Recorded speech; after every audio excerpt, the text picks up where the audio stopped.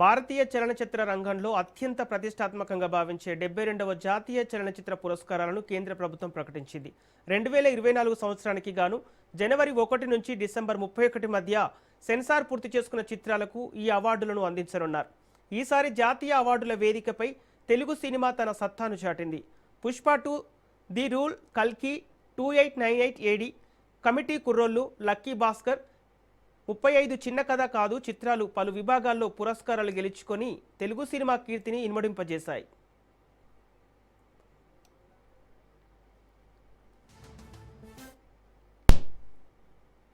ప్రముఖ మలయాళ నటుడు ముమ్ముట్టి మరియు హిందీ నటుడు కార్తీక్ ఆర్యన్ ఉత్తమ నటుడి పురస్కారాన్ని పంచుకోగా, ఆర్టికల్ 370 చిత్రంలో అద్భుత నటనకు గాను యామి గౌతమ్ ఉత్తమ నటిగా ఎంపికయ్యారు.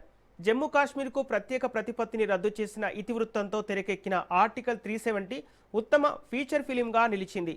అమరన్ చిత్రానికి రాజ్కుమార్ పెరియస్వామి ఉత్తమ దర్శకుడిగా పురస్కారం అందుకున్నారు. ఫీచర్ ఫిలిం జ్యూరీకి ప్రముఖ దర్శకుడు జయరాజ్ చైర్మన్గా వ్యవహరించారు.